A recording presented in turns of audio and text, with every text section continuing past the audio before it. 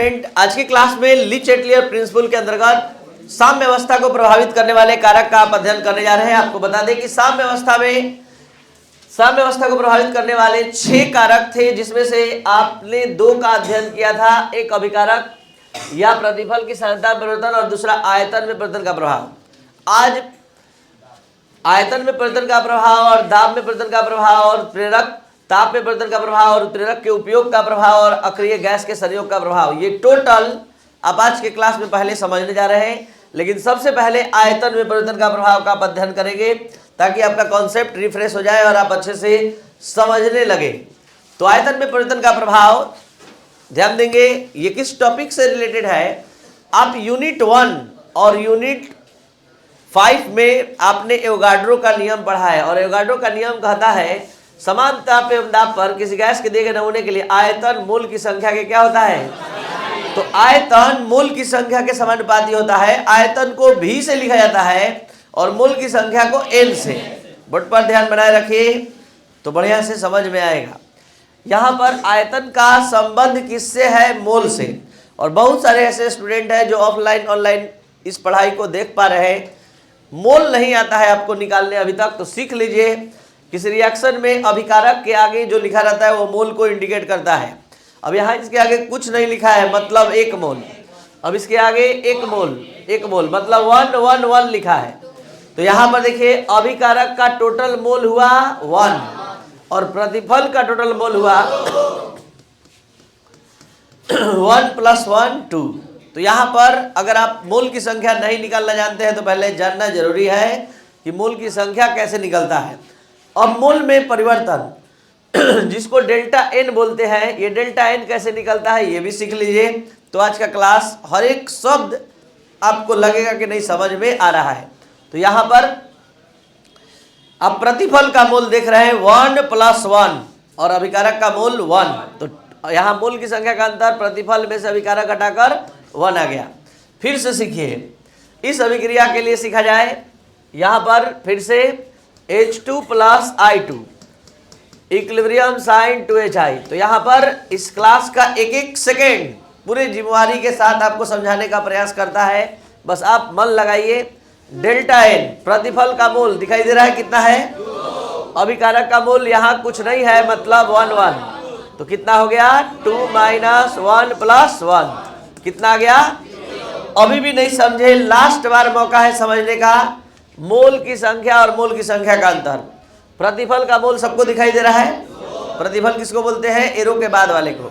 और अभिकारक तो यहाँ पर 1 है और यहाँ 3 है। तो मोल की संख्या का अंतर, चुप रहिएगा आप लोग, अब बताइए जल्दी। 2 - 1 + 3 बैठे। तो यहाँ पर आप सभी स्टूडेंट देख पा रहे हैं, यहाँ पर आ रहा है कितना -2। तो ये -2 क्या है? मोल की संख्या का अंतर। ये 2 क्या है? प्रतिफल के कुल मोलों की संख्या। और ये 1 + 3 क्या है?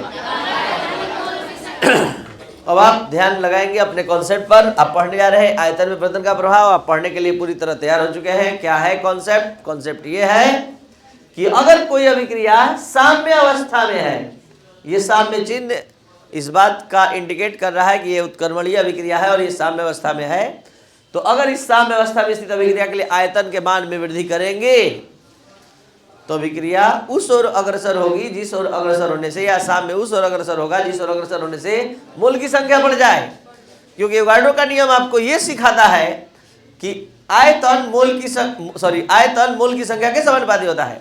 अगर आप आयतन बढ़ाएंगे अभिक्रिया उस ओर स्वतः अग्रसर होगी जिस ओर अग्रसर होने से मोल बढ़ जाए। अब आपको पता लगाना है कि मोल किधर बढ़ रहा है। पता लगाइए, बाईं ओर बढ़ रहा है दाईं ओर? इधर बाईं है इधर दाईं। प्रतिफल की ओर बढ़ रहा है कि अभिकारक की ओर? तो प्रतिफल की ओर मोल इंक्रीज का डायरेक्शन है। तो इक्विलिब्रियम साम्य अग्रसर इसकी ओर होगा। और जब भी ऐसा होता है अभिकारक से प्रतिफल की ओर अभिक्रिया जाती है तो उसको कहते हैं फॉरवर्ड शिफ्टिंग, अग्रिम दिशा से अग्रसर होता है। तो ध्यान दीजिए, फिर से इधर जाने पर मोल बढ़ रहा है तो साम्य इधर अग्रसर होगा और इसी को देखकर रिजल्ट सुनाया गया फॉरवर्ड शिफ्टिंग, यानी अग्रिम दिशा से अग्रसर होता है। इसका अर्थ है अग्रिम दिशा से पश्चिम दिशा की ओर अग्रसर हो रहा है, यानी अभिकारक से प्रतिफल का निर्माण हो रहा है। अगर आप इसको अच्छे से नहीं समझ पाए, एक बार फिर समझिए, लास्ट सेकंड चांस अभी है, एक बार और 3 राउंड में आपको समझने के लिए टॉपिक मिलेगा। H2 + I2, जल्दी से बताया जाए इस रिएक्शन को देखकर, किधर मोल बढ़ रहा है, बाएं दाएं? ये कैसा रिएक्शन है, दोनों तरफ मोल की संख्या, तो आयतन बढ़ाने पर रिएक्शन उधर जाता है जिधर मोल बढ़े, और मोल बढ़ ही नहीं रहा है, नो शिफ्टिंग, कोई कहीं अग्रसर नहीं होगा, रिजल्ट नो इफेक्ट। नेक्स्ट, आयतन में परिवर्तन के प्रभाव का आप अध्ययन कर रहे हैं। देख लीजिए, इधर मोल की संख्या 4 है, इधर मोल की संख्या 2 है।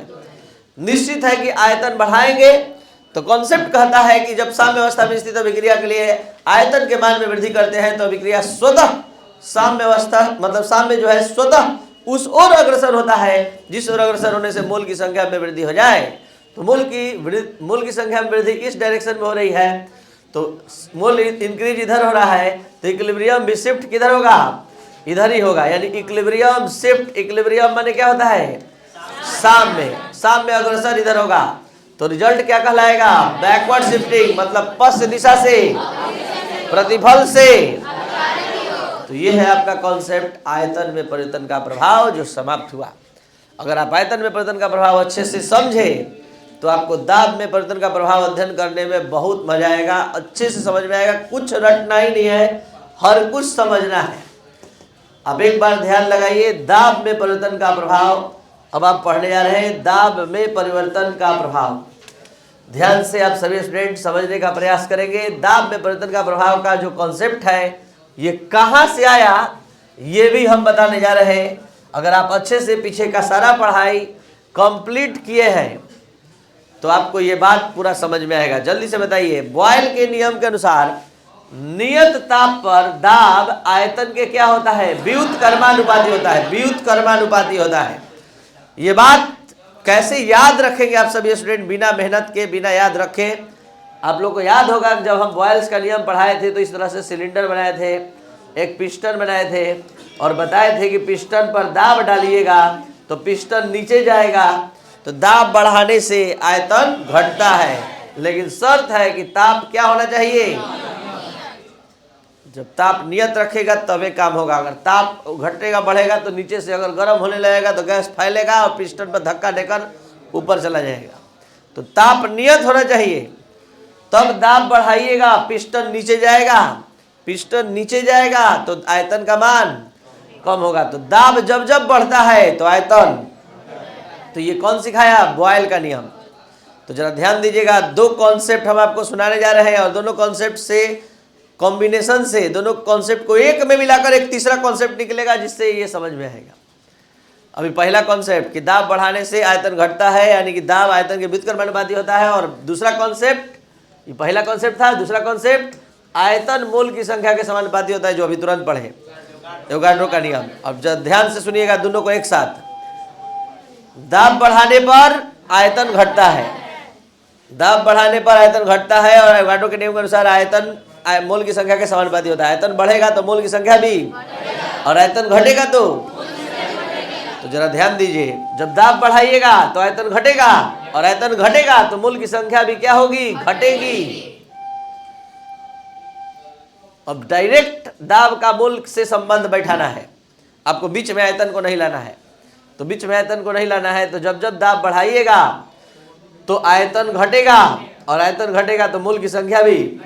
तो इस डायरेक्ट बोलेंगे कि जब जब साम्य अवस्था में स्थित अभिक्रिया के लिए अगर दाब के मान में वृद्धि करेंगे तो साम्य उस ओर अग्रसर होगा जिस ओर जाने से मोल की संख्या में कमी हो जाए। अभी कहाँ से कॉन्सेप्ट निकला ये समझाने के लिए हमने यहाँ बॉयल का नियम लाया, फिर चार्ल्स का नियम लाया, दोनों के बारे में बताया, चार्ल्स का बल्कि एवोगाड्रो का नियम लाया, और एवोगाड्रो का नियम और बॉयल्स का नियम बताकर तब हम बताए कि दाब आयतन के व्युत्क्रमानुपाती होता है और आयतन मोल की संख्या के समानुपाती होता है एवोगाड्रो के नियम के अनुसार। तो अगर दाब का मोल की संख्या से संबंध बैठाया जाए तो दाब जब जब बढ़ेगा तो मोल की संख्या, यही बात आपने लिखा है कि साम्य अवस्था में स्थित अभिक्रिया के लिए दाब के मान में वृद्धि की जाती है तो साम्य उस ओर अग्रसर होता है जिस ओर अग्रसर होने से मोल की संख्या में। तो आपको जल्दी जल्दी चेक करना है रिएक्शन में जा जाकर कि किधर मोल कम हो रहा है। तो इस वाले में किधर मोल कम हो रहा है, इधर, तो मोल के डिक्रीज होने का डायरेक्शन इधर है, तो इक्विलिब्रियम शिफ्ट इधर होगा, और इसको शिफ्टिंग को कौन कहते हैं? Backward shifting. इधर जाएगा तो बैकवर्ड, इधर जाएगा तो पश्चिम दिशा से अग्रिम दिशा की ओर कहलाएगा, और इधर से इधर आएगा तो अग्रिम दिशा से, इधर जाएगा तो प्रतिफल से अभिकारक बनेगा, इधर आएगा तो अभी आप एक रिएक्शन में अध्ययन किए और आपका दिमाग काम कर रहा है बस इतना ही कि दाब बढ़ाएंगे तो रिएक्शन उधर जाएगा, इक्विलिब्रियम उधर जाएगा, जिधर मोल घट जाए घटाइए, इसमें कहाँ ले जाइएगा? कहाँ ले जाइएगा? दोनों ओर मोल बराबर है, दाब बढ़ा दिए, कहीं अग्रसर नहीं होगा। There is no effect when increasing the pressure of the system, यानी जब भी प्रेशर बढ़ाएंगे कोई प्रभाव इसमें चेक किया जाए। इधर मोल कितना है? 4, इधर मोल कितना है? 2। तो अब प्रेशर बढ़ाएंगे, रिएक्शन उधर जाएगा जिधर मोल घटे, तो मोल घट रहा है किधर? प्रतिफल, यानी मोल के डिक्रीज होने का डायरेक्शन पहला तीर कारण है कि मोल का डिक्रीज इधर हो रहा है, तो इक्विलिब्रियम शिफ्ट इधर होगा, और रिजल्ट कोई दिक्कत? नेक्स्ट टॉपिक आ रहा है ताप में परिवर्तन का प्रभाव। ताप में परिवर्तन का प्रभाव अध्ययन करने से पहले आप सभी स्टूडेंट को जानना होगा कि रासायनिक अभिक्रियाएं दो प्रकार की होती है, एक ऊष्माक्षेपी और एक ऊष्माशोषी, जो आप पढ़कर पहले से आ चुके हैं। ऊष्माक्षेपी अभिक्रिया वह अभिक्रिया होती है जिसमें ऊष्मा का क्षेपण होता है, और ऊष्माशोषी अभिक्रिया वह अभिक्रिया होती है। तो ये तो हुआ परिभाषा के हिसाब से। अब आइए अपना नॉलेज दिखाइए बोर्ड पर, बताइए अगर आप उतना समझदार हैं। जैसे ये रिएक्शन हम लिख दिए और यहाँ डेल्टा H बराबर लिख दिए -VE, तो अब बताइए ऊष्माक्षेपी है कि ऊष्माशोषी है? डेल्टा H का मान ऋणात्मक होता है, डेल्टा H यानी इंथैल्पी परिवर्तन का मान ऋणात्मक होता है तो ऊष्माक्षेपी होता है। इस -V का मतलब है -Q, मान लीजिए लिख दिया आपके समझने के लिए, बढ़िया से लिख दिया -Q किलो कैलोरी। तो इस -Q को यहाँ फिट करते हैं, इस -Q को फिर यहाँ से उठाइएगा तो इधर आएगा तो क्या हो जाएगा? और ये आपके समझ के दायरे में आ गया। आप यही ना समझते हैं कि रिएक्शन किया, प्रतिफल बना और Q किलो कैलोरी ऊष्मा निकला। यही Q को पुनः अगर इधर लाएंगे तो क्या हो जाएगा? और इसी माइनस को IUPAC दिखाता है इंथैल्पी परिवर्तन के रूप में, ऊष्मा परिवर्तन के रूप में। तो यहाँ -Q रहेगा तो ऊष्माक्षेपी, +Q रहेगा, -Q रहेगा तो ऊष्मा मुक्त होगी, और +Q रहेगा। बहुत ज़्यादा अध्ययन करना है, समय देना है, जो आप सभी स्टूडेंट नहीं दे पा रहे हैं 11th क्लास में। बार बार बोल रहे हैं कि जो भी स्टूडेंट 11th क्लास में है सीरियस हो जाइए। अगर आप नहीं पढ़ेंगे बढ़िया से 12th क्लास बर्बाद हो जाएगा, क्योंकि सारा बेस 11th क्लास से ही उठ कर जाएगा। 12th क्लास का पढ़ाई एकदम मन खुश होकर एकदम करिएगा और हर चीज़ बहुत आसान लगेगा। अगर इसमें कोई लापरवाही होता है तो 12th क्लास में हर टॉपिक को रटना पड़ेगा, और रटते रटते पगला जाइएगा, इतना पढ़ना है। इसलिए आप अभी से सीरियस रहिए, हर एक टॉपिक को ध्यान से पढ़िए। देखिए 12th में आएगा, सब कोई को मेहनत लगेगा पढ़ने में, याद करने में आपको मेहनत नहीं लगेगा। जैसे ही सुनिएगा सब कुछ समझ में आएगा, याद हो जाएगा। तो ये जादू तब होगा जब आप शुरू से हर बात समझ के पढ़िएगा, तो समझने में क्षमता है। अब जल्दी से बताइए क्या समझे, अपना कैपेसिटी दिखाइए। अगर A+B एरो C और यहाँ लिख दे डेल्टा H बराबर +Q, इसका मतलब इस ऊष्माशोषी और ये है ऊष्मा। अब हम आते हैं अपने टॉपिक पर। आपका टॉपिक यहाँ पर आ गया है, अभी यहीं पर देखिए डायरेक्ट। जैसे ये रासायनिक अभिक्रिया है, अभी आप पूरा अच्छा समझ लिए हैं, आपके समझने के हिसाब से अभी चल रहे हैं। यहाँ पर इसमें एक नहीं 2 रिएक्शन हो रहा है, एक अग्रिम दिशा से और दूसरा पश्चिम दिशा से। तो पहले अपना ध्यान अग्रिम दिशा से पश्चिम दिशा की ओर रखिए और आप समझिए कि यही रिएक्शन केवल हो रहा है। तो यहाँ पर डेल्टा H का मान किस चीज़ में है? -Q। तो माइनस में है तो ये वाला ऊष्माक्षेपी हो गया। ऊष्माक्षेपी को इंग्लिश में एक्सोथर्मिक बोलते हैं। लेकिन यही रिएक्शन अगर पीछे से आएगा तो ये इंडोथर्मिक हो जाएगा, यानी कहने का मतलब ये है कि ये ऊष्माशोषी हो जाएगा। तो यहाँ समझिएगा, जब कोई उत्क्रमणीय अभिक्रिया साम्य अवस्था में होती है तो अग्रिम दिशा से अगर ऊष्माक्षेपी है तो पश्चिम दिशा से चलेगा तो ऊष्माशोषी होगा। अपने से सोचिए, लीजिए इसी पर फिर से समझा देते हैं। अब बताइए, ये रिएक्शन किया, C बनाया और Q किलो कैलोरी प्लस में निकला, तो आप इसको उसमें 6 भी कर रहे थे। अब जरा सा इसको पीछे से लाइए तो रिएक्शन करवाकर, जब तक से इसको ग्रहण नहीं करेगा तब तक से ये भी नहीं बनाएगा। तो इधर से जब जा रहा था तो उसमें 6 भी कहला रहा था, और इधर से जब आ रहा है तो इसी Q को ग्रहण करेगा तब बदलेगा A और B में, तो ये क्या कहलाएगा, उष्मा शोषी। तो इसी के आधार पर हमने आपको समझाया कि अगर ये अग्रिम दिशा से उष्मा क्षेपी है तो पश्चिम दिशा से क्या होगा, और उष्मा क्षेपी में क्या होता है, उष्मा का क्षेपण, और उष्मा शोषी में क्या होता है, उष्मा का शोषण। और अब जो चीज बताने जा रहे हैं बहुत समझने लायक है, ध्यान दीजिएगा। जब भी ताप का मान बढ़ाते हैं तो ताप का मान बढ़ाते हैं तो अभिक्रिया चाहता है कि हम उस ताप का उपयोग कर लें। तो उपयोग कर ले मतलब अवशोषित कर ले, और अवशोषित कर ले मतलब उष्मा क्षेपी की उष्मा शोषी। तो उष्मा शोषी दिशा में अभिक्रिया संपन्न होती है। जब जब ताप बढ़ाइएगा अपने आप रिएक्शन उष्मा शोषी दिशा में अग्रसर होती है। आप पता करिए कि रिएक्शन में उष्मा शोषी दिशा कौन है, अग्रिम दिशा से पश्चिम दिशा की ओर, पश्चिम दिशा से अग्रिम दिशा की ओर। तो अभी जिस रिएक्शन का हम अध्ययन कर रहे हैं वहां पर पश्चिम दिशा से अग्रिम दिशा में जाने पर उष्मा शोषी मिलेगा। लेकिन ताप घटा दीजिएगा इसके उल्टा तो रिएक्शन चाहेगा कि हम अपना टेम्परेचर मेंटेन रखें। तो टेम्परेचर को मेंटेन करने के लिए उष्मा खुद रिलीज कर देगा, उष्मा मुक्त करेगा। तो बताइए उष्मा मुक्त कब कब होता है, उष्मा क्षेपी।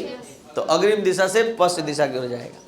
तो जो हम बात अभी बोले, जो समझाए, एक एक लाइन यहाँ पर लिखा हुआ है कि जब किसी अभिक्रिया के लिए ताप के मान में वृद्धि की जाती है तो साम्य उस ओर अग्रसर होता है जिस ओर अग्रसर होने से ताप का शोषण हो जाए, अर्थात अभिक्रिया उष्मा शोषी दिशा में संपन्न होगी।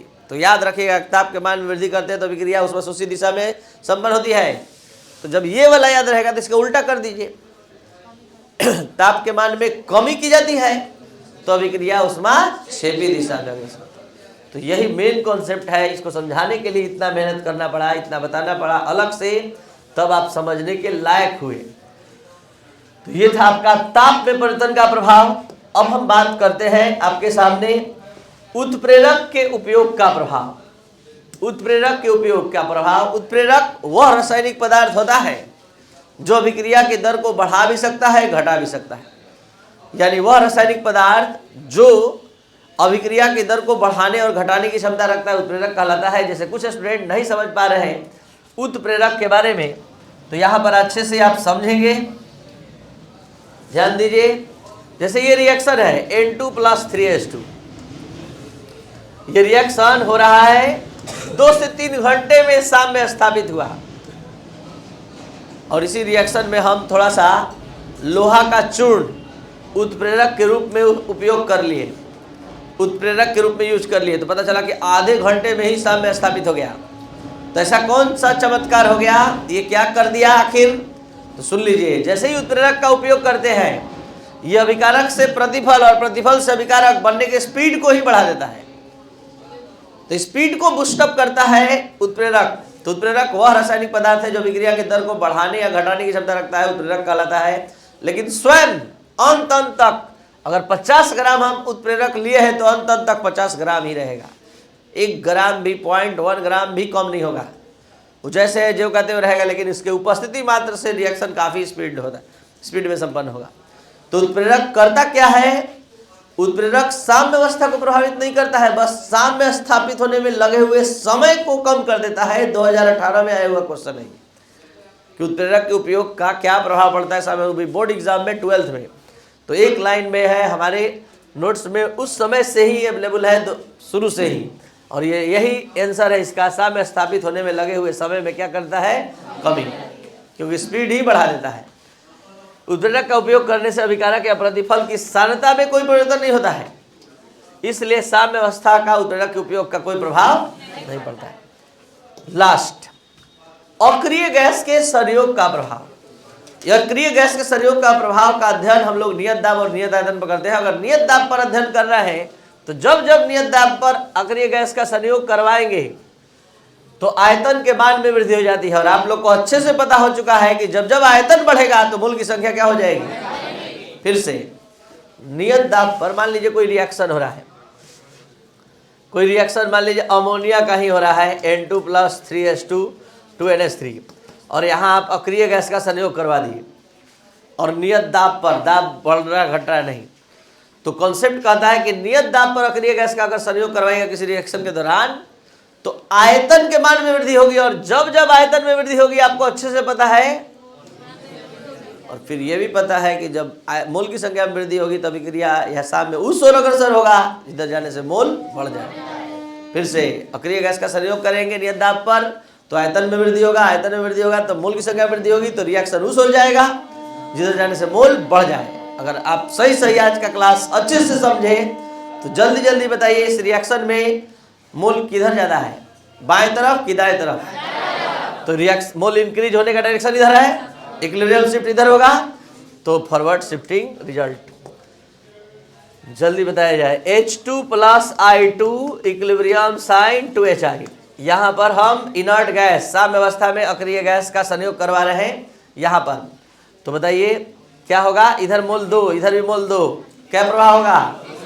कोई प्रभाव नहीं होगा। लेकिन इस वाले में अगर हम अक्रिय गैस का साम्य अवस्था में नियत दाब पर अक्रिय गैस का संयोग करवाएंगे, यहाँ हिंदी में लिखेंगे नियत दाब पर अक्रिय गैस का संयोग, तो क्या होगा? आयतन की संख्या में वृद्धि होगी, आयतन में वृद्धि होगी तो मोल की संख्या में वृद्धि होगी, तो मोल किधर किधर कितना है?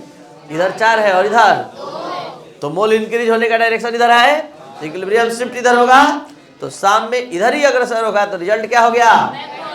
तो नियत आयतन पर अक्रिय गैस का संयोग कराने पर साम में, और अलग से ये कॉन्सेप्ट लिखाया गया कि नियत दाब पर हमने अध्ययन किया है, अगर नियत आयतन पर अध्ययन करेंगे तो अक्रिय गैस के संयोग का कोई प्रभाव नहीं पड़ेगा।